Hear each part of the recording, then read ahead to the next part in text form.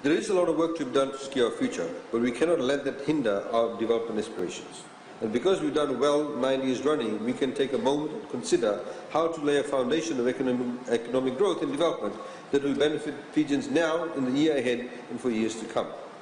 This government has already brought the digital revolution to Fiji and into the lives of the Fijian people. E-transport has taken up public transportation into the 21st century, recording 10 million transactions a month around the country.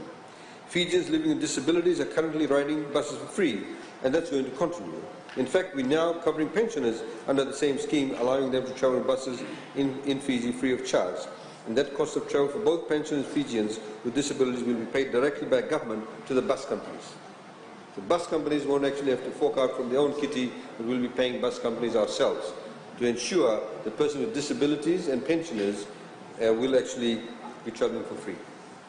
Fijians are growing more comfortable using M-Pesa cards through our social welfare payment distribution, and we've been able to quickly and effectively coordinate disaster relief responses through the distribution of electronic cards in the aftermath of severe weather events.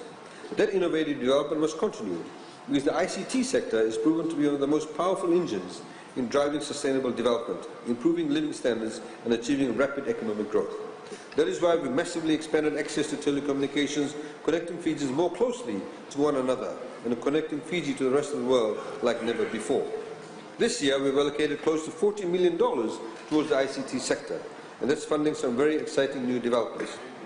Madam Speaker, we mentioned Walesi at the start of tonight's address. It is now available everywhere in Fiji through a terrestrial and satellite network, and it's available on smartphones. We don't need to say how much Walesi has revolutionized television in Fiji, because our citizens are already living that experience, many at this very moment. It's been funded at $19 million to fund the rollout of the recently launched mobile application, fund the company's operating expenses, and licensing costs for the different content on the platform. That allocation will also fund, Madam Speaker, and this is something that we're very proud of, the installation of free high-speed Wi-Fi hotspots for Fiji National University students throughout all the FNU campuses throughout Fiji, and increased speed in public Wi-Fi hotspots through Fiji.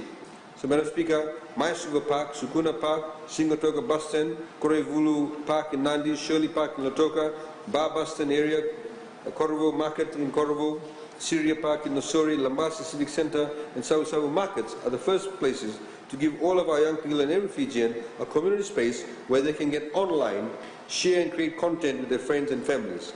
At these Wi-Fi hotspots, Madam Speaker, anyone can receive free high-speed Wi-Fi for 60 minutes every day on a daily basis, and the rest of the time, of course, Madam Speaker, they'll have access to huge Wi-Fi speeds and indeed content.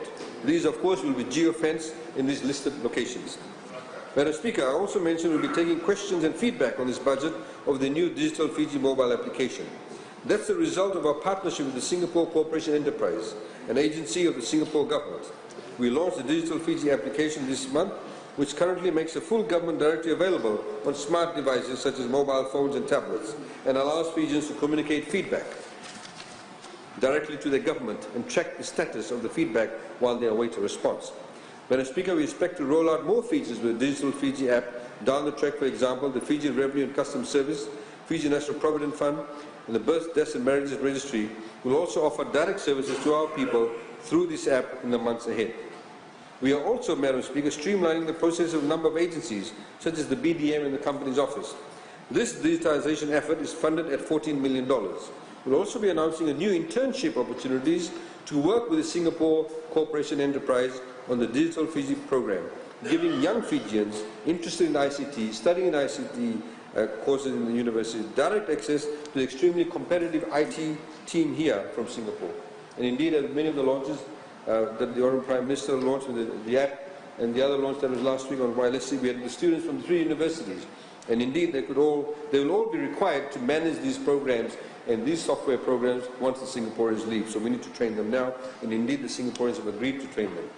Telecentres are being funded at $500,000 to construct 6 new centres, making for a total of 35 telecentres providing data in remote and rural areas of Fiji. And as those services do expand, we want to make sure mobile phone companies are taking their cues from this government and are delivering for their customers, the Fijian people. So we'll be charging fines, Madam Speaker, from the new year to any mobile phone companies whose downtime falls below acceptable levels.